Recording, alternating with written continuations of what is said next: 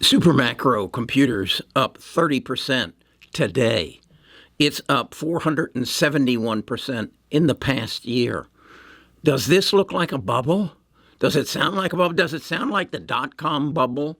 NVIDIA's up 247% over the last year. Vertiv is up 281.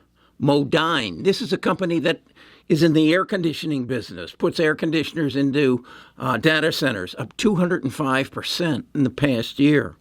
Symbotics, this is a company that isn't making any money. I've been talking about it for over a year because I do believe they have the robotic systems that is going to update all of the distribution centers with AI and robotics. It's up 210% in the last year. Meta's up 180.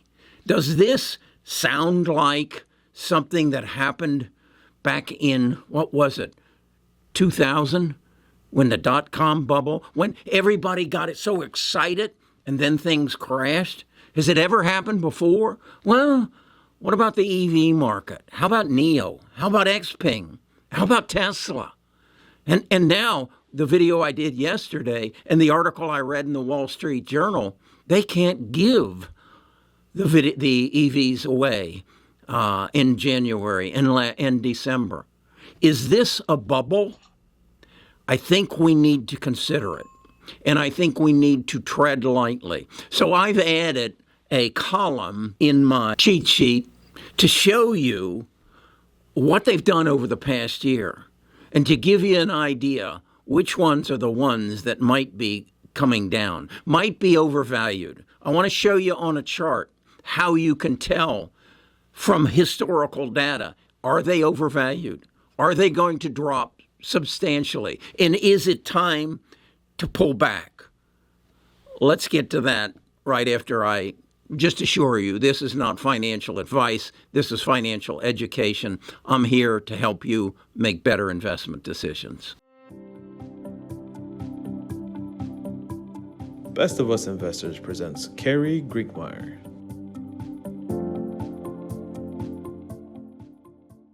This is what I refer to as my cheat sheet. It condenses everything for me to help me manage my bus portfolios, those stocks that I believe are going to be the drivers in the hardware of artificial intelligence and the software. And then I've recently added one, the moonshots, the small companies that I think have some great potential. The column I added was right here, and it's their 1 year return, because I think it helps put into perspective when a company gets out of whack and maybe gets ahead of itself.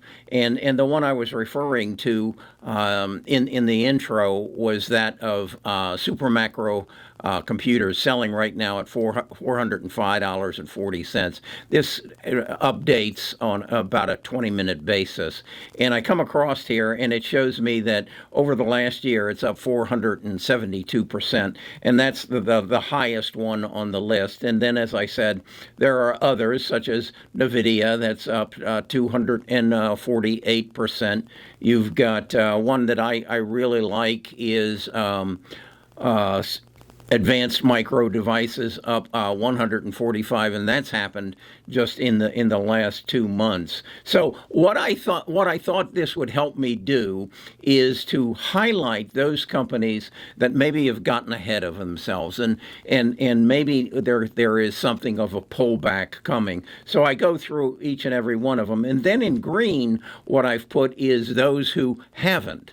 This is ASML, the producers of the machines that make the semiconductors. It's a Norwegian company. It's up 18.56, which isn't bad, but it's out of whack from some of the others. And then you have Extreme Networks, and this is a company that builds the ability for computers in the data centers to interchange with each other. It's actually down 11% over the past year.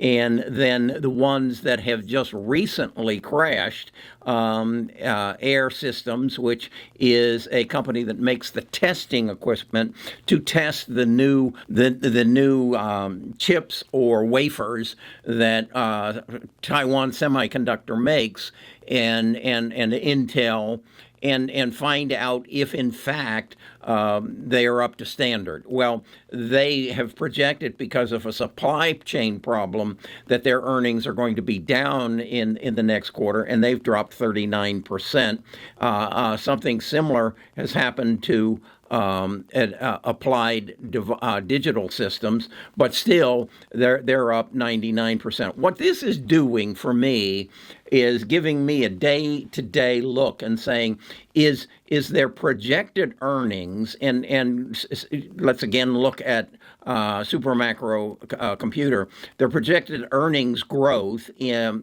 the next year is 38%. Okay, that's good, but the stock's up 30% today. Is it justified, or is it going to pull back? I think it's going to pull back.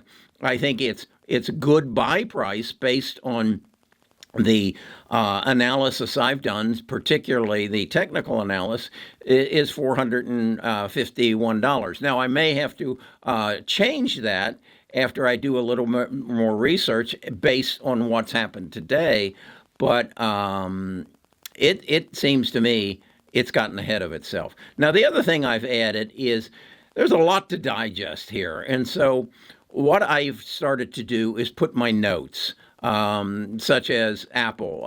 It's the sleeping giant, and it must own a stock I feel I must own, and I'm so indicating here its earnings call is on February the 1st. That's what I'm starting to do, is put my notes down here so that I can keep track of what these companies do and how they do it, and then make informed decisions up here as to how much do I want to own, at what price do I want to buy, and then work from there. Now I want to take you to my trading views and show you how I determine, is a stock getting overvalued. This is my trading views chart on Super Macro Computer, and as you can see, it just exploded overnight, created a gap here. And what I want to indicate is that we have what is called a relative strength index, and I want to just ignore what's happening right now, but go back in history a bit and see when this blue line gets above this 70% barrier here, what normally happens to the stock. As you can see, once it and follow the line up, once it gets above, it historically comes down. What we're looking for is when it actually then crosses the green line and comes down hard. And that and that happens every time a stock gets ahead of itself, if you will. It gets overvalued. Well, where is Super Macro right now? It just blew past that line. You see, it hit the line, and the market said, well, it's getting a little overpriced. You can see it's up into the Bollinger Bands. And then it came out with a statement that said, hey, we're doing better than we thought we are. We believe our earnings will go up so many percent. And it tells me right here, I can open an article right there, and it tells me why it has gone up, and that it is probably going to show increased earnings. And here then it tells me that its earnings are going to be on January the 29th, after the market closes. And so I look at that and say, that's when all the news is going to come out. That's when reality will be set in. We have a gap right there. I'd be willing to bet that after the earnings and after the dust settles, it'll come back and come down. Now, this is the 50-day moving average. That's kind of the what I believe is the telltale mark of what is the stock really worth, based on its most recent history. This is the 200-day moving average. So what is it realistically worth? Well, that's kind of hard to say. What I do think is evident is it's overvalued. We got too much enthusiasm around it, and it's probably going to come down to somewhere in this 50-day range. And that's where I'd like to buy it. Along with that analysis, I came across this article in this morning's Wall Street Journal. AI is the talk of Davos. Is it time to sell? A truly crazy bubble phase is over, but the investment case remains complex. So what it basically goes in and says is what I've just been talking about, is that there are a number of stocks that have gotten way out of whack. Symbotics, C3 AI, NVIDIA, SoundHog AI, and this shows Microsoft that has not kept up with the crazy ones, okay? And I think you can add super macro to that. I suggest you go and find this article. It's in the Wall Street Journal. I subscribe to the digital Wall Street Journal because I think it gives me so much better information, and it gives me the ability to access it. And what I like about it, they'll even read the article to me. Being dyslexic, that's a big help for me.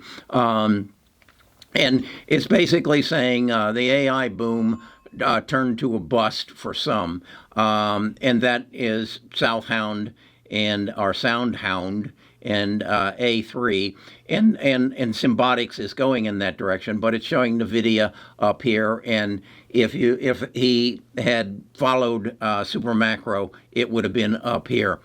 Is it a bubble? I believe it looks an awful lot like what I saw in the .com bubble, and these are the pet stores and those who just disappeared. These I think will survive, but that's the Amazon and the Facebook and the Googles of the .com. And they took a dive, and then they came back. And I think an astute investor would have to say, this is a distinct possibility. Read this article, see if you don't agree, and then come into the comments and give me your take on it. I want to learn from you. We're in this as a team sport, so let's help each other make good investment decisions.